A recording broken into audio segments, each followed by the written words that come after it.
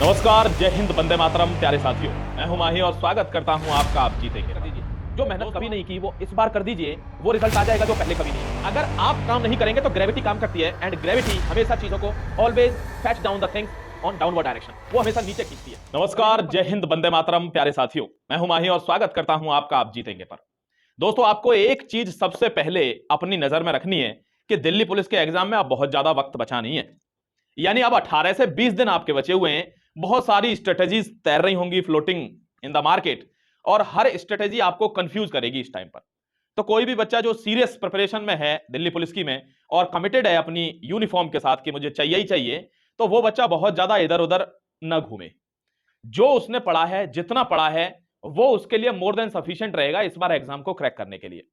लेकिन जो बच्चा या तो बहुत ज्यादा पढ़ गया है, ओवर कॉन्फिडेंट है, और वो हर आदमी की बात सुनता फिर रहा है कहीं भी, एक तो वो जाएगा, और एक वो जाएगा जो हल्की फुल्की तैयारी से इस बहम में है कि इस बार तो मैं फोड़ दूंगा दिल्ली पुलिस को। समझ गए दोस्तों? दो तरह के बंदे हमेशा डूबते हैं।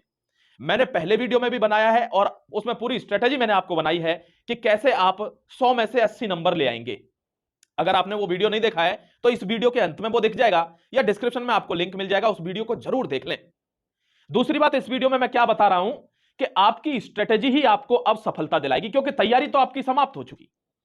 आखिरी के 20 दिन में आदमी अपने जो पुराने जंग लगे हुए हथियार हैं, उन सब हथियारों को शार्प करता है, यानी पहनाता है। वो नए हथियार नहीं खरीदता, क्योंकि नए हथियार आप 20 दिन पहले खरीद लीजिए, आपको उसकी ट्रेनिंग नहीं है, चलाना नहीं आता, आप तो वैसे ही मारे जाओगे।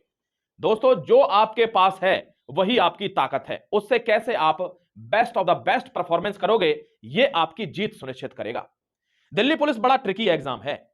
यानी यहां पर आदमी अगर उसकी रणनीति बहुत तगड़ी है तो वो सिंगल अटेम्प्ट में यूनिफॉर्म लेके जाता है। सैकड़ों बच्चे पिछली बार 2020 में इस स्ट्रेटजी से, एक वीडियो से, सिर्फ एक वीडियो से, जो 2020 में एक वीडियो पड़ा होगा, आप अगर पीछे चैनल पर जाएंगे, लिखेंगे 2020 स्ट्रेटजी बाई माही सर, आपको मिलेगा वो वीडियो।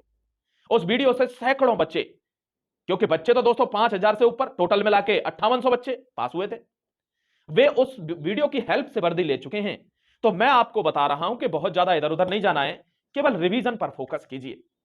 अब मैं कुछ बच्चों के प्रश्न ले लेता हूं जो पिछले वीडियो के अंत में प्रश्न आए थे और उन्होंने कहा था सर इसको हमें थोड़ा सा बताइए। देखिए दोस्तों, सबसे पहले तो वे बच्चे ध्यान से सुने मुझे एक मिनट, जो कहते हैं कि क्या करूं क्या करूं। या तो वो बच्चा कहेगा दोस्तों जिसने कुछ नहीं पढ़ा, और या वो कहेगा कि जिसके पास कुछ बचा नहीं है। अब ऐसा तो बहुत कम बच्चा होता है कि जिसके पास कुछ बचा नहीं है, वरना सिलेबस तो कोई सा भी एग्जाम हो, ग्रुप डी का या यूपीएससी का, सिलेबस कभी पूरा नहीं होता। ध्यान रखना दोस्तों, अगर आपकी, मैंने पिछले वीडियो में भी बताया, यहां भी बताता हूं, if you have an average preparation with solid concepts, अगर आपके सॉलिड कॉन्सेप्ट के साथ और एक एवरेज प्रिपरेशन तैयार है, तो you will gate 75 plus, and that will be more than sufficient for getting the uniform this year. इस साल आपके लिए बहुत है वो। लेकिन कोई बच्चा अगर ये सोचता है कि मेरा 72 पे, 70 पे, या इस साल तो 68 पे ही कट ऑफ जाएगी, तो वो बहुत बड़े बहम में जी रहा है। आपने एसएससी सीपीओ की कट ऑफ अभी देख ली होगी। जो बच्चे अपने आप को एश्योर्ड मान रहे थे 110 से 115 पर, दोस्तों वो दूर दूर तक फिल्म में नहीं है। वे बच्चे जो सीपीओ के एग्जाम में आउट ऑफ 200 अगर वो 130 135 भी स्कोर कर गए हैं, तो वो बहुत आराम से फिजिकल की एकेडमियों में एडमिशन लेकर प्रिपरेशन कर रहे थे। लेकिन उनको पता चला कि वो तो टीयर 1 में ही बाहर हो गए, thrown out from the tier 1 itself. Expect कर लीजिए कितनी जाएगी कट ऑफ। तो अगर कोई बच्चा यह समझता है कि इस एग्जाम में कंपटीशन नहीं है, उसमें नहीं है, हर एग्जाम में कंपटीशन है। इस तारीख में आपको पता है कि जॉब का जो वॉल्यूम है वो कम होता जा रहा है। बहुत जरूरी है कि आपको जितनी जल्दी हो सके जॉब ले लो, क्योंकि बाद में सिर्फ एक नौकरी बच जाएगी और वो होगी फौज की। और फौज की नौकरी परमानेंट कमीशन पे नहीं है, वो अब कॉन्ट्रेक्चुअल बेसिस हो गई है। अभी भी आपके पास मौका है। अगर आप परमानेंट कमीशन में जाना चाहते हैं तो या तो आप दिल्ली पुलिस को चूज कर लीजिए, पूरे एफर्ट के साथ दिन रात एक कर दीजिए। जो मेहनत कभी नहीं की वो इस बार कर दीजिए, वो रिजल्ट आ जाएगा जो पहले कभी नहीं आया। दोस्तों, सेम एसएससी जीडी का कॉन्सेप्ट है। तो ध्यान रखिए, आपको मेहनत, यानी एक बात आपको बहुत साधारण रूप में बता देता हूं, my dear students, if you will not put efforts you will get nothing, because gravity work when you don't. अगर आप काम नहीं करेंगे तो ग्रेविटी काम करती है, एंड ग्रेविटी हमेशा चीजों को always fetch down the things on downward direction. वो हमेशा नीचे खींचती है, कभी भी ऊपर। You can not go up without putting और पावरिंग एफर्ट्स। ध्यान रखना है आपको। देखिए, एक बच्चा कहता है मुझे मैथ नहीं आता। अगर अब नहीं आता तो छोड़ दो, कोई एक सिंगल क्वेश्चन करने की जरूरत नहीं है। बेस्ट दो अपना, किस में से, आउट ऑफ 85 है क्या मादा? अगर नहीं है तो करो। बिना करे कुछ नहीं होगा। दूसरी बात, एक बच्चा कहता है मुझे जीके याद नहीं होती सर, तो मान लीजिए कि आपका ब्रेन बहुत ज्यादा स्ट्रांग नहीं है, क्योंकि अगर आपका ब्रेन स्ट्रांग होता तो आप साइंटिस्ट होते।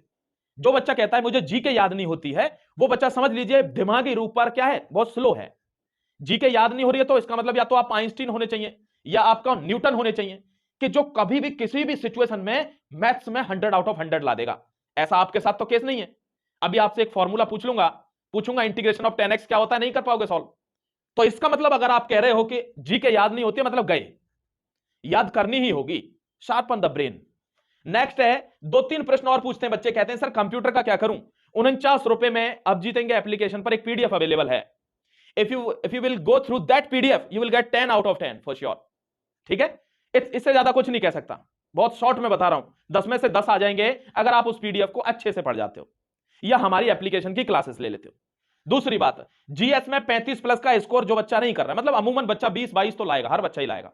जो बच्चा 35 प्लस नहीं कर रहा है वो श्योर नहीं हो सकता लास्ट मोमेंट तक कि मेरा सिलेक्शन हो जाएगा, क्योंकि यही वो हिस्सा है कि जहां पर बच्चे कमजोर पड़ेंगे। मैथ रीजनिंग में हर आदमी क्वेश्चन करेगा, हर बच्चा, क्योंकि पूरी साल बच्चे वही करते हैं।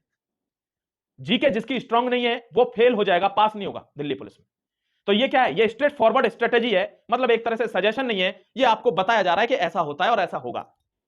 Thank you very much.